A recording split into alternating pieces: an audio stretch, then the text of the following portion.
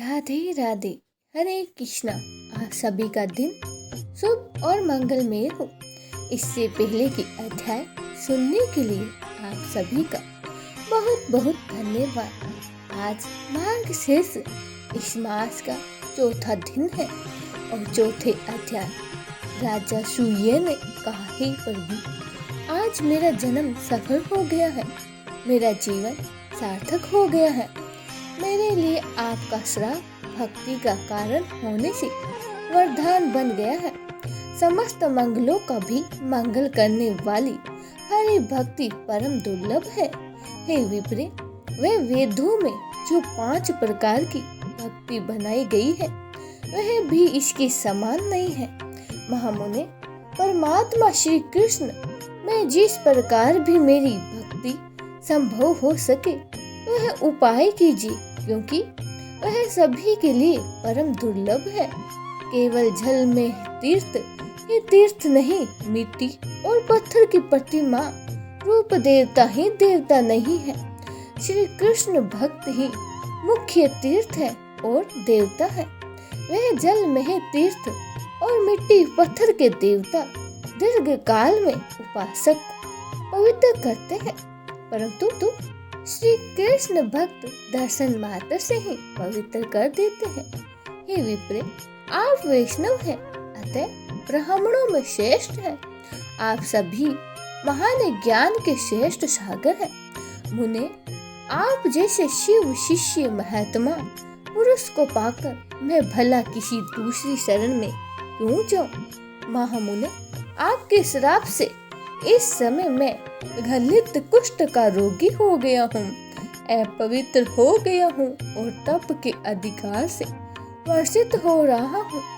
ऐसी दशा में मैं भला कैसे तपस्या करूँ? सुपा बोली, राजन, सनातनी विष्णु माया हरि भक्ति प्रदान करने वाली है। वह जिन लोगों पे कृपा करती है उन्हें भगवान की भक्ति देती है। माया जिन्हें मोहित करती है उन्हें हरि भक्ति नहीं देती है, अपितु उनको नर्स धन देकर ठग लेती है। इसीलिए तुम प्राकृतिक गुणों से रहित कृष्ण प्रेम में ही शक्ति और श्री कृष्ण के प्राणों की अधिधात्री देवी श्री राधा की आराधना करो, जो संपूर्ण संपदा को देने वाली है। उनकी कृपा और सेवा से शीघ्र ही तुम गोकुल लोक में चले जाओगे। वे सर्वे आराध्य श्री कृष्ण से भी सेवित और पूजित हैं। निर्गुण परमात्मा श्री कृष्ण को ध्यान से भी वश में न होने वाले और बड़े दुरार हैं। उनकी सेवा करके भक्तजन बड़े लंबे समय तक उनकी सेवा करते हैं। अनेक जन्मों के बाद फिर गोलोक में जाते हैं, किंतु सर्व समत सर्व रूपणी श्री राधा महाविष्णु की जननी कृपा में ही है। इसीलिए उनका दर्शन करने से, उनकी भक्ति करने से भक्तजन शीघ्र ही गोलोक में चले जाते हैं और तुम 1 सहस्त्र वर्षों तक ब्राह्मण का चरण तक पीते रहो। इससे कामदेव के समान रूपवान और रोगहीन हो जाओगे। जब तक पृथ्वी ब्राह्मण के चरणों तक से भीगी रहती है तब तक उस ब्राह्मण भक्त पुरुष के पितर कमल के पत्तों से जल पीते हैं। पृथ्वी पर जो जो तीर्थ है वो ही सब समुद्र में ही है, और समुद्र में जो तीर्थ है वो सब ब्राह्मण के चरणों में होते हैं। और ब्राह्मणों का चरणों का दक्क पापों और रोगों का विनाश करने वाला है। वह संपूर्ण तीर्थों के जल के समान भोग और मोक्ष देने वाला और शुभ है। हे ब्राह्मण मनुष्य के रूप में साक्षात देवाधिदेव जनार्दन है। ब्राह्मण के दिए हुए पदार्थ को सभी देवता भोग लगाते हैं। ऐसा कहकर ब्राह्मण सुयज्ञ के सत्कार को ग्रहण करके अपने घर को चले गए। जाते जाते ही वह यह कहेगे कि मैं 1 वर्ष के बाद फिर आऊंगा। हे शिव, राजा प्रतिदिन भक्ति भाव से ब्राह्मण के चरण उदक का पान करने लगे। उन्होंने 1 वर्ष तक ब्राह्मणों की पूजा की और उन्हें भोजन कराया। वर्ष बीतते बीतते राजा रोग व्याधित से मुक्ति हो गई। फिर कश्यप कुल के अग्र मुनि श्रेष्ठ सूत वहां आए। उन्होंने श्री राधा की पूजा के विधान, स्तोत्र, कवच मंत्र और साम वेदों का ध्यान का राजा सुयोग्य को उपदेश दिया और कहा, राजन शीघ्र ही घर छोड़कर निकल जाओ। ऐसा कहकर मुनि तो तपस्या के लिए चले गए और राजा तुरंत ही घर छोड़कर दुर्गम वन में चले गए। राजा की चारों रानियां ने प्राण त्याग दिए और उनका पुत्र राजा हुआ। राजा सूर्य घट कठिन तपस्या की। उन्होंने 100 दिव्य वर्षों तक श्री राधा के उत्कृष्ट मंत्र का जप किया। तब उन्होंने आकाश में रथ पर बैठी हुई परमेश्वरी श्री राधा रानी के दर्शन किए। उनके दर्शन मात्र से ही राजा के सारे पाप ताप दूर हो गए। उन्होंने फिर मनुष्य देह को त्याग दिया और दिव्य रूप धारण कर लिया। देवी श्री राधा रानी उस रत्न द्रव्य निर्मित विमान द्वारा राजा को साथ में गोलोक लेकर चली गई। राजा ने विरजा नदी और मनोहर सतशृंग पर्वत से घिरे हुए श्री वृंदावन से युक्त और रास मंडल में मंडित गोलोक का फिर दर्शन किया। अब उस धाम के बारे में भी सुनिए। वह धाम गोप समूह से सेवित रत्न द्रव्य सार में निर्मित है और अत्यंत ही मनोहर भावनाओं द्वारा सुशोभित है। तरह तरह के चित्र विचित्र दृश्य उसकी शोभा बढ़ा रही है और वह कल्प वृक्ष युक्त 37 उपवन से अर्थात बगीचों से शोभायमान था। उन बगीचों में परिजात के वृक्ष भी भरे हुए थे। सारा गोलोक कामधेनु से भरा हुआ था। आकाश की तरह विपुल विस्तार से युक्त और चंद्रमंडल के समान गोलाकार था। वह कुंड से 50 करोड़ योजन ऊपर, वह शून्य में भी बिना किसी आधार के स्थिर था और भगवान की इच्छा से ही सस्त्रम प्रकाश के समान नित्य है और हम लोगों के लिए भी परम दुर्लभ है। मैं नारायण, अनंत, ब्रह्मा, विष्णु, महाविराट, धर्म, शुद्ध विराट, गंगा, लक्ष्मी, सरस्वती, तुम अर्थात पार्वती जी, विष्णु, माया, सावित्री, तुलसी, गणेश, सनत कुमार, अग्नि और कृष्ण मंत्रों के उपासक और भारतीय वैष्णव, इन सब ने ही गोलोक को देखा है, बल्कि दूसरों ने इसे कभी नहीं देखा है।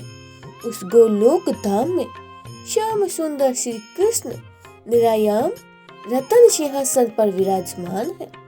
रत्नों के हार, किरीट और रत्नमय आभूषणों से सुशोभित है। अग्नि शुद्ध, अत्यंत ही निर्मल चिंतमय पीतांबर उनके श्री अंगों को शोभा बढ़ाता है और उनके सारे अंग चंदन से चर्चित है। वे किशोर गोप बालक के रूप में दिखाई देते हैं। हे नितिन, जलंधर के समान श्याम कांति, श्वेत कमल के समान नेत्र, शरद की पूर्णिमा के चंद्र के मंडल को तिरस्कृत करने वाला मंदहासी से सुशोभित है। उनका सुंदर मुख, मनोहर आकृति, 2 भुजाएं और हाथों में मुरली, बस यही उनके रूप की झांकी है। भक्तों पर अनुग्रह करने के लिए वे दिव्य विग्रह धारण किया करते हैं।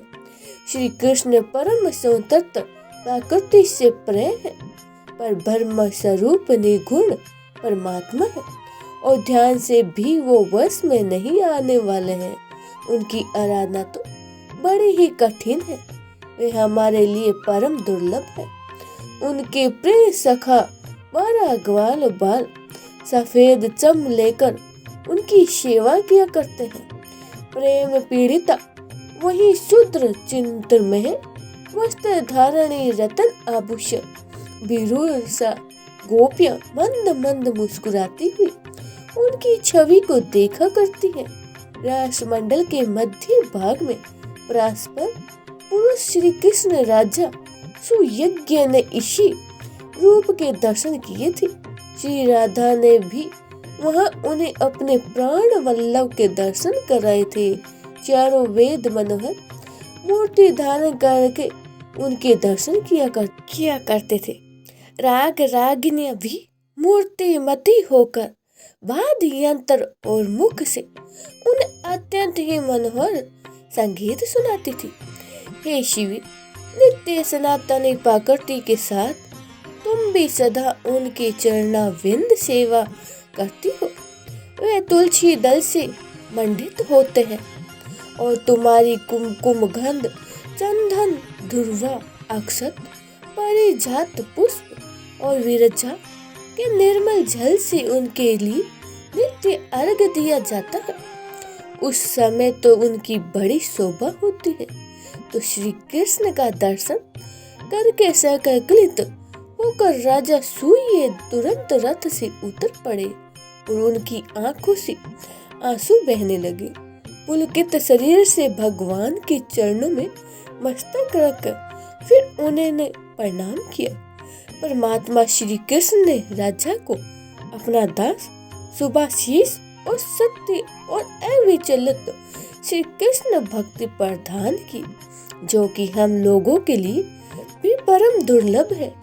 हे देवी, फिर श्री राधा अपने रथ से उतरकर श्री कृष्ण के वक्ष में विराजमान हो गए। उनकी अत्यंत प्यारी गोपियां सफेद चम लेकर उनकी सेवा में लग गई और उनकी आने पर श्री कृष्ण भक्ति और आदर से साहस उठकर खड़े हो गए।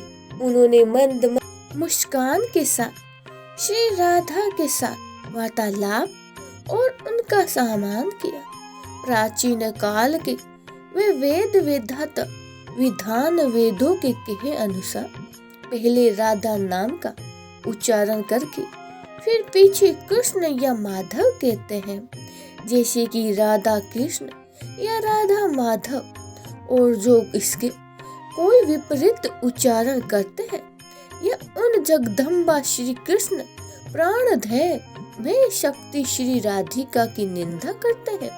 वे चंद्रमा और सूर्य की स्थिति वर्तन, यानी कि जब तक चंद्रमा और सूर्य विराजमान है तब तक काल सूत्र नरक में यातना भुगतते हैं। फिर 100 वर्षों तक स्त्री पुत्र से रहित होकर और रोगी रहते हैं। हे दुर्गे, इस प्रकार मैंने परम उत्तम राधिका व्याख्यान का वर्णन किया है।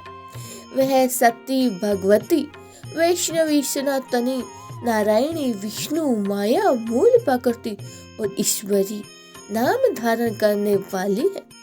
तुम ही हो माया का आश्रय लेकर मुझसे पूछ रही हो।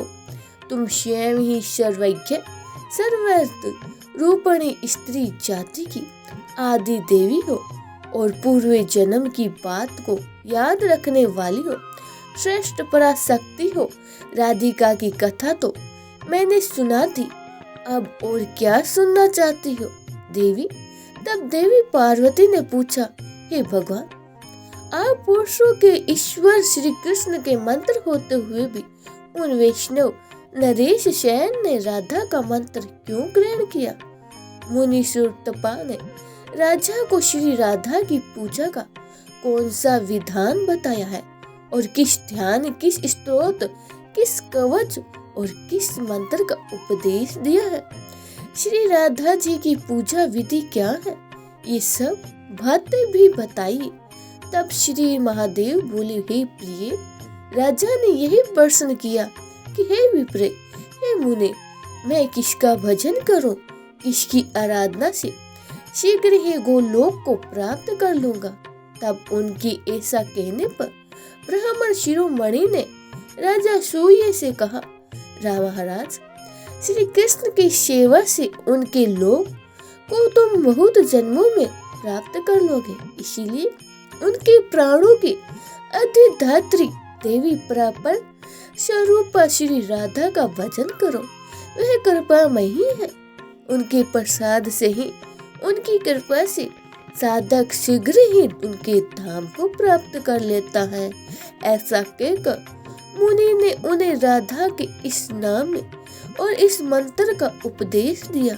वह मंत्र इस प्रकार है, ओम राधाय स्वाहा। इसके बाद प्राणायाम, भूत शुद्र मंत्र, ध्यान, न्यास और न्याय, अंग न्याय के उनके सर्व दुर्लभ ध्यान स्तोत्र और कवच की भक्ति भाव से वो राजा को शिक्षा दी और राजा ने फिर उसी क्रम से उस मंत्र का जप किया। श्री कृष्ण ने पूर्व काल में जिस ध्यान के द्वारा श्री राधा रानी का चिंतन और पूजन किया था, उसी श्याम वेद उक्त ध्यान के अनुसार उनके सर्व रूप की चिंतन भी किया था। वह ध्यान मंगलों के लिए मंगलकारी है। अब श्री महादेवी जी देवी पार्वती को राधा रानी के ध्यान के बारे में पता लगा रहा। महादेव जी कहते हैं, श्री राधा की ओर अंग कांति श्वेत चंपा की समा गोर है। वह अपने अंगों में करोड़ों चंद्रमा होने के समान मनोहर कांति धारण करती है। उनका मुख शरद ऋतु की पूर्णिमा के चंद्रमा को लज्जित करता है। दोनों नेत्र शरद काल के प्रफुल्लित कमलों की शोभा को भी छीन लेते हैं। उनकी होठ पके हुए अनार की लाली को धारण करते हैं। वह श्रेष्ठ सुंदरी है। मुक्ति की पंक्तियों को तिरकृत करने वाली दंत पंक्ति उनके मुख की मनोहर को बढ़ाती है। उनकी सुंदर मुख पर सदा ही मुस्कान जनित प्रसन्नता खेलती रहती है। वे अपने भक्तों पर कृपा करने के लिए बड़ी ही व्याकुल रहती है। अग्निशूद्र चिंतमय वस्त्र उनके लिए श्री अंगों को ढकते रहते हैं। वे रत्नों के हार से सुशोभित है। रत्न में कयूर और कंगन धारण करती है। रत्नों के ही बने वे मंजीर और पैरों की शोभा बढ़ाते हैं। रत्न निर्मित विचित्र कुंडल उनकी दोनों कानों की श्री वृद्धि करते हैं। सूर्य प्रभा की प्रतिमा रूप कपोल अर्थात गाल युग से ही वह सुशोभित होती है। अमूल्य रत्नों के बने हुए कंठर उनकी गर्दन को विभूषित करते हैं। उत्तम रत्नों के सार तत्व से निर्मित किरीट मुकुट उनकी उज्जवल को जागृत किया करते हैं। रत्नों की अंगूठी और चैन या पासा आदि उनकी शोभा बढ़ाते हैं। वे मालती के पुष्पों और हारों से अलंकृत केश पास धारण करती हैं। वे रूप की अधात्री देवी है और गजराज की तरह मंद गति से चला करती है, जो उन्हें अत्यंत ही प्यारी है। ऐसी गोप किशोरियां श्वेत चम लेकर उनकी सेवा किया करती हैं। कस्तूरी की वेदी, चंदन के बिंदु और सिंदूर की टिक्की से उनके मनोहर सी मत का निर्मत नियम भाग अर्थात उनका मस्तक अत्यंत ही उद्दत दिखाता है। रास में रासे और के सहित विराजमान राशेश्वरी राधा जी का भजन मैं करता हूँ। इस प्रकार ध्यान कर मस्त ऊपर पुष्प अर्पित करके पुनः जगदम्बा श्री राधा का चिंतन करे और उन्हें फूल चढ़ाए। फिर से ध्यान के बाद 16 उपचार अर्पित करें, जिन्हें हम सस उपचार विधि भी कहते हैं। जिनमें से आपको किन किन बातों का ध्यान रखना है, ध्यान पूर्वक सुनिए। आसान वसन पाद अर्घन, घन अनुरेखन, धूप दीप, सुंदर पुष्प स्नान अर्थात उन्हें स्नान कराना, रतन भूषण, विविध नैवेद्य, सुवासित तांबूल अर्थात पान जल मधु पर्क, रतन में शयन से ये 16 उपचार राधा रानी के बताए गए हैं। राजा ने इनसे प्रत्येकों को वेद मंत्र के उच्चारण पूर्वक भक्ति भाव श्री राधा रानी को अर्पित किया है। हे शिवे, इन उपचारों के समर्पण के लिए जो सर्व समस्त मंत्र है, अब उन्हें भी सुनो। श्री राधा रानी को आसन अर्पित करते समय इस मंत्र का जाप करना चाहिए। रत्नसार विकारच निर्मित विश्वकर्मणा वरण सिंहासनम रमे राधा पूजा सुकृता। अर्थात हे राधा, पूजा के अवसर पर विश्वकर्मा जी द्वारा रचित रमणी श्रेष्ठ सिंहासन जो रत्न सार का बना हुआ है, उसे ग्रहण कीजिए। वस्त्र अर्पित करते समय हे देवी, बहुमूल्य रत्नों से जड़ित सूक्ष्म वस्त्र जिसका मूल्य आका नहीं जा सकता, आपकी सेवा में प्रस्तुत है। ये अग्नि से शुद्ध किया गया है, चिंतन में और स्वभावतः निर्मल है, इसे स्वीकार कीजिए। देवी को पद अर्पित करते हुए कहे, हे राधे, उत्तम रत्न सार द्वारा निर्मित पात्र में संपूर्ण तीर्थों का जल आपकी सेवा में अर्पित है। आपके दोनों चरणों को पाखान के लिए यह पाद जल, इसे ग्रहण कीजिए। अर्थात जो राधा रानी के चरणों को धुला जाता है, जिस जल से उसे पद करते हैं, राधा रानी को अर्घ देते हैं समय कहना चाहिए, हे राधे, दक्षिणावर्ती शंख से रखा हुआ दूर पुष्प चंदन और तीर्थ जल से युक्त यह पवित्र अर्घ प्रस्तुत है, इसे स्वीकार कीजिए। राधे रानी को घृत अर्थात धूप दीप आदि अर्पित करते हुए कहना चाहिए, हे राधे, पार्थिव द्रव्य से सुशोभित अत्यंत ही सुगंधित मंगलो उपयोगी और पवित्र गंध मुझसे ग्रहण कीजिए। गंध से आप इत्र भी राधा रानी को अर्पित करें। अनुलेखन अर्थात चंदन अर्पित करते समय इस प्रकार कहे, हे देवी श्री, कस्तूरी कुमकुम और सुगंध से युक्त ये सुगंधित चंद चूर्ण अनुलेखन के रूप में आपके सामने प्रस्तुत है, इसे स्वीकार कीजिए। धूप अर्पित करते समय कहे, हे देवी, वक्ष की गोंद अर्थात गूगल अर्थात पार्थिव द्रव्यों से संयुक्त यह धूप प्रज्वलित अग्नि शिखा से निर्गत धूम के रूप में प्रस्तुत है। मेरी इस प्रिय वस्तु को स्वीकार कीजिए। श्री राधे की दीप अर्पित करते समय कहे, हे परमेश्वरी, अमूल्य रत्नों का बना हुआ यह परम उज्जवल शोभाशाली रत्न दीप अंधकार को दूर करने वाला है, भय को दूर करने वाला है, इसे स्वीकार कीजिए। श्री राधे, पुष्प अर्पित करते समय के हे परमेश्वरी, गंध और चंदन से चर्चित अत्यंत ही शोभायमान वह रमणीय परिजात पुष्प ग्रहण कीजिए।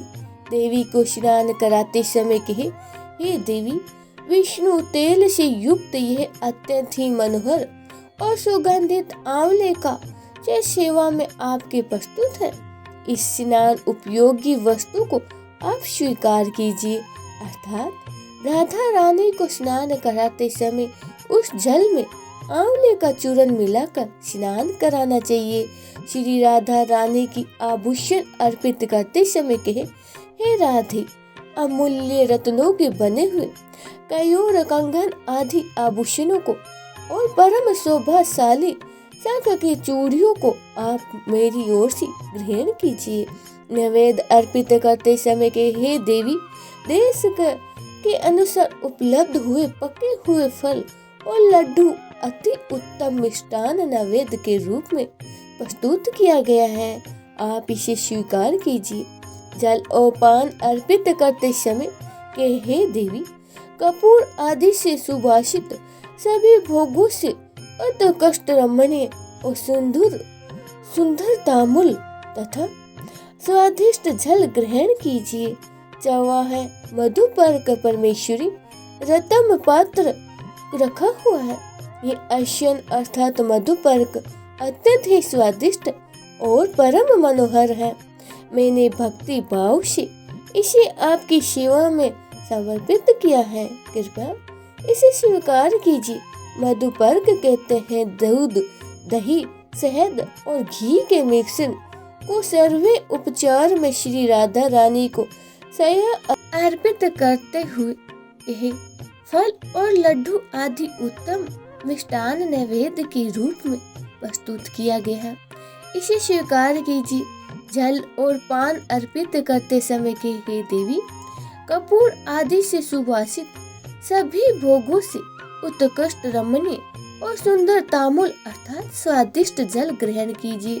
चावा है मधुपर्क परमेश्वरी रत्नमय पात्र में रखा हुआ ये आसन अर्थात मधुपर्क अत्यंत ही स्वादिष्ट है और परम मनोहर है। मैंने भक्ति भाव से इसे आपकी सेवा में समर्पित किया है। कृपया इसे स्वीकार कीजिए। मधुपर्क कहते हैं दूध, दही, शहद और घी के मिश्रण को सर्व उपचार में श्री राधा को शया अर्पित करते समय के हे देवी, श्रेष्ठ रत्नों के सार भाग से निर्मित अग्नि शुद्ध निर्मल वस्त्र से ढका हुआ है और पुष्प और चंदन से चर्चित ये शैया आपके सामने प्रस्तुत है। इसे ग्रहण कीजिए। इस प्रकार देवी श्री सम्यक पूजन करने के लिए उनके लिए 3 बार पुष्प अर्जित दे और देवी की 8 नायिकाओं का जो उनकी सबसे प्रिय परिचारिक एवं जो लगातार सच्चे मन से उनकी सेवा करके उनके साथ रहती है, उनका भी यत्न पूर्वक भक्ति भाव से सड़क उपचार विधि से पूजन करे। फिर ये उनके पूजन का कर्म पूर्व आदि से आरंभ करके दक्षिणावर्त बताया गया है। पूर्व दिशा में मालावती, अग्निकोण में माधवी, दक्षिण में रत्नमाला, नेतृत्व कोण में सुशीला, पश्चिम में शशिकला और व्यायाम कोण में परिजाता, उत्तर में पद्मावती और ईशान कोण में सुंदरी की पूजा करे। और यह देवी की 8 प्रिय परिचारिका है। वर्ती वर्ष वर्त काल में जो ही मालती और कमलों की माला चढ़ाए, फिर शाम वेदवत रीति से परिवार नामक स्तुति करें। अब आप सभी भी मेरे साथ श्री राधा रानी की सच्चे मन से स्तुति कीजिए और मेरे साथ गाइए। हे राधे रानी, आप देवी हो, जगत जननी, सनातनी विष्णु माया हो, श्री कृष्ण के प्राणों की अधिधात्री देवी और उन्हें प्राणों से भी अधिक प्यारी हो, शुभ स्वरूपा हो, कृष्ण प्रेम मही शक्ति हो और श्री कृष्ण सौभाग्य रूपवाणी और हे श्री कृष्ण की भक्ति प्रदान करने वाली हो, मंगलदायिनी राधे, आपको नमस्कार है। आज मेरा जन्म सफल है, आज मेरा जीवन सार्थक हुआ, क्योंकि श्री कृष्ण ने जिनकी पूजा की है वह देवी आज मेरे द्वार पूजित हुई है। श्री कृष्ण के वक्ष स्थल में जो सर्व सौभाग्यशालिनी राधा है, वही राष्ट्रमंडल में राशेश्वरी, वृंदावन में वृंदालोक, गोलोक में कृष्ण प्रिया और तुलसी कानक में तुलसी कृष्ण संग में, चंपावती चंपक कानक में तुलसी कृष्ण संग में चंपावती, चंपक कानक में कृष्णा, चंद्रवन में चंदावली, सतशृंग पर्वत पर सती विरजा, तटवती कानक में विराजमान पदहत्री, पद वन में पद्मावती, संपूर्ण स्वर्ग में देवी दुख विनाशिनी, स्वर्ग में लक्ष्मी और शंकर जी के वक्ष स्थल पर सनातनी विष्णु माया दुर्गा है।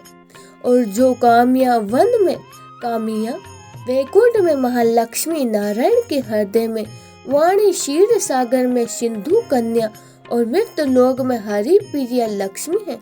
वहीं अपनी कला द्वारा वेद माता सावित्री होकर ब्रह्म वक्ष में विलास करती है। हे देवी राधे, आप ही अपनी कला से धर्म की पत्नी और मुनि नर नारायण की जननी हो। आप ही अपनी कला द्वारा तुलसी और भुवन पावनी गंगा हो।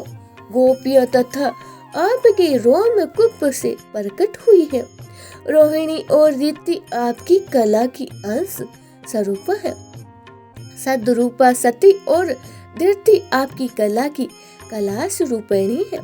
हे देवी माता, हरि प्रिय आदिति आपकी कला स्वरूप है। शुभे देवागना और मन पत्नी आपकी कला से प्रकट हुई है। हे कृष्ण पूजिते, आप मुझे श्री कृष्ण की भक्ति और श्री कृष्ण का दास से प्रदान कीजिए। इस प्रकार परिहार और प्रस्तुति करके श्री राधा रानी का कवच का पाठ करें। ये प्राचीन शुभ स्तोत्र श्री हरि की भक्ति और दास प्रदान करने वाला है। इस प्रकार जो प्रतिदिन श्री राधा रानी की पूजा करता है वह भारतवर्ष में साक्षात श्री हरि के समान हो जाता है। जीवन मुक्त और पवित्र है, उसे निश्चय ही गोलोक धाम की प्राप्ति होती है। हे शिवे, जो प्रति वर्ष कार्तिक की पूर्णिमा को इसी क्रम से श्री राधा रानी की पूजा करता है वह राजसूय यज्ञ के फल का भागीदार हो जाता है। इस लोक में उत्तम ऐश्वर्य से संपन्न और पुण्यवान हो जाता है और अंत में सभी पापों से मुक्त होकर श्री कृष्ण के धाम में जाता है। हे पार्वती, आदि काल में पहले श्री कृष्ण ने इसी क्रम से वृंदावन की रास मंडल में श्री राधा रानी की स्तुति और पूजा की थी और दूसरी बार आपके वर्ष से वेद माता सावित्री को पाकर सृष्टिकर्ता ब्रह्मा जी ने इसी क्रम से श्री राधा रानी का पूजन किया। नारायण ने भी श्री राधा रानी की आराधना करके महालक्ष्मी, सरस्वती, गंगा और भुवन पावनी पराशक्ति तुलसी जी को प्राप्त किया था। क्षीर सागर सया पर श्री विष्णु जी राधा रानी की आराधना करके ही सिंधु सुरता को प्राप्त किया था। पहले दक्ष कन्या के सती हो जाने पर मैंने भी श्री कृष्ण की आज्ञा से पुष्कर में श्री राधा रानी की पूजा करके उनके प्रभाव से ही तुम्हें प्राप्त किया है। पतिव्रता श्री राधा की पूजा करने और उनके दिए हुए वर से कामदेव ने रति को धर्मदेव की सती साध्वी मूर्ति को और देवताओं और मुनियों के धर्म, अर्थ, काम और मोक्ष को प्राप्त किया है। देवी, इस प्रकार मैंने श्री राधा रानी की पूजा का विधि विधान बताया है। अब स्तोत्र भी सुनिए। भगवान शिव ने देवी पार्वती को श्री राधा रानी जिस स्तोत्र का वर्णन किया है वह आप अगले अध्याय में जरूर सुनिएगा। जय श्री कृष्ण। राधे राधे।